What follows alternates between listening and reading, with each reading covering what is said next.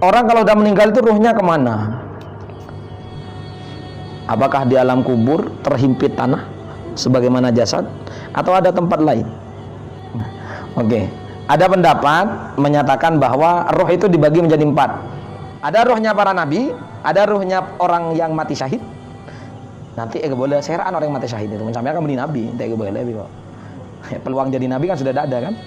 Tapi kalau orang yang mati syahid peluangnya masih banyak. Yang ketiga rohnya orang yang taat, namanya muti, ya mutiin. Yang keempat rohnya orang kafir, rohnya orang kafir. Menurut riwayat bahwa rohnya para nabi itu ketika keluar dari jasadnya, maka rohnya berbentuk seperti beliau masih hidup. Rohnya itu sebagaimana tampannya jasadnya. Paham? Kemudian rohnya itu oleh Allah ditaruh di surga, mendapatkan makanan dan kenikmatan di surga. Itu kalau siang hari. Kalau malam rohnya oleh Allah dimasukkan ke konadil, kendi. Coba bayangkan kendi ya. Kendi yang bergelantungan di bawah Arsyur Rahman namanya. Kendi-kendi yang bergelantungan di Arsyur Rahman. Tidak tahu seperti apa bentuknya. Istirahat di situ kalau malam rohnya. Paham? Ada di surga, kemudian rohnya beristirahat di namanya qanadili tahta arsyir rahman. Kalau rohnya para syuhada, ketika keluar rohnya dari jasad, mereka bersemayam atau berada di dalam perut burung hijau. Ini apa ini? Saya tidak tahu kayak apa hakikatnya ini. Pokoknya tempatnya itu ada di dalam perut burung hijau, di mana burung-burung itu muter-muter di sungai-sungai surga. Seneng kan, seneng libur ya. Kamu numpak pesawat kemudian lewat di tak teman numpak pesawat. Kayak nih seru. Ya artinya kalau kamu jalan-jalan naik apa gitu kan enak, ada sungai ya. Naik di situ di dalam perut burung hijau.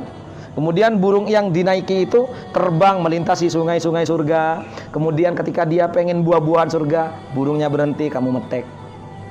Makan dari buah-buahan surga. Ya. Kemudian kalau kamu lagi sumpek, dudak jalan melonono, ambu kada ngenom air surga kada minum. Sentrang.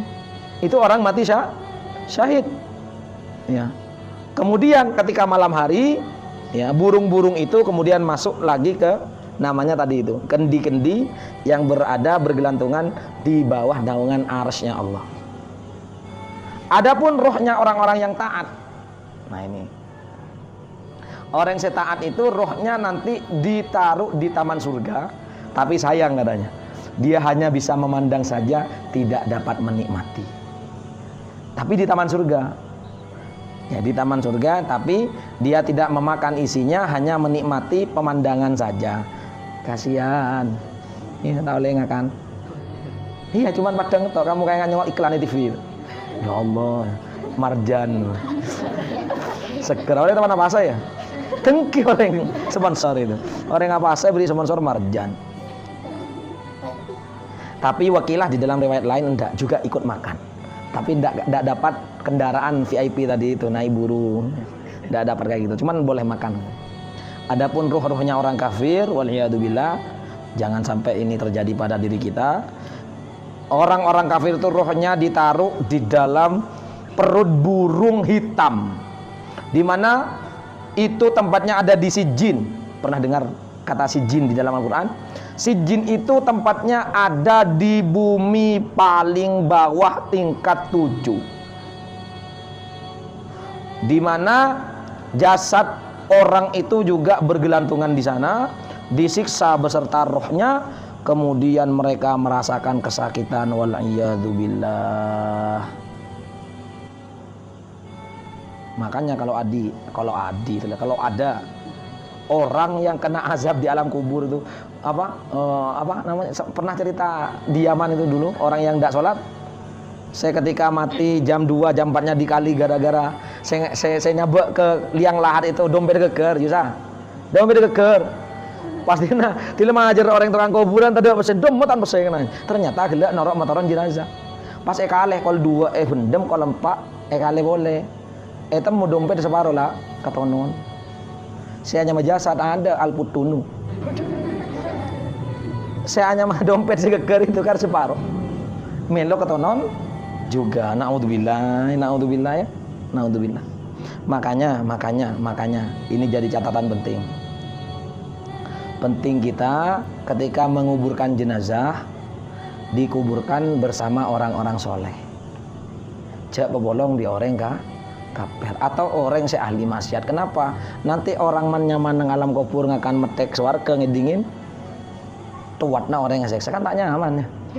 Enggak sambian. Laman nyaman tedung budok tetangga tukar selang membulau pereng watu-wadar manya. Ngete tedung.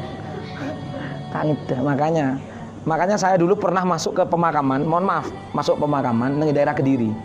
Makamnya itu, iya makamnya orang Islam, tapi abur campur, bodoh saya salib patok nah. Tiba tanya ki kering disa, ada apa makam remah abur campur kena? Oh, dan terus tak ceritanya. Bilen itu makam pahlawan. Ceritanya sebelum ini menjadi kuburannya orang Islam itu makam pahlawan. Nyama pahlawan Islam. Iya saya Kristen, saya Islam pepolong kapi. Tapi awalnya saya pepolong dalam satu lokasi. Car pencar di ring Kristen. 200 meter lagi ada makam pahlawan Islam. Pas melebar pemakaman itu sampai acet-lecet apolong di makam saya Kristen. Pindah tak nyaman di kadanya. Pindah tak nyaman di lala kadung keluarganya sudah menancapkan dia seorang pahlawan gitu kan. Kan mosok lebur. Lah cuman katanya guru saya, nah itu tak nyaman ke orang Islam. Pas bebolong di makam orang kafir, hum yata'adzawna kama hum yata'adzawna fid dunya. Mereka orang saya kopur pas bolong di makam orang jena.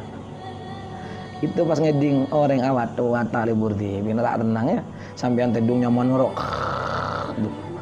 Apa udah tetangga atau ngantem pereng, ngantem sobluk lontang, duduk rumah ngorok. Kata ada tis ngerok. Nah nikah sampean mikula terus masuk saya kamu nikah. Mun saya nabi tak bisa, mun saya syahid bisa, orang yang saya taat bisa.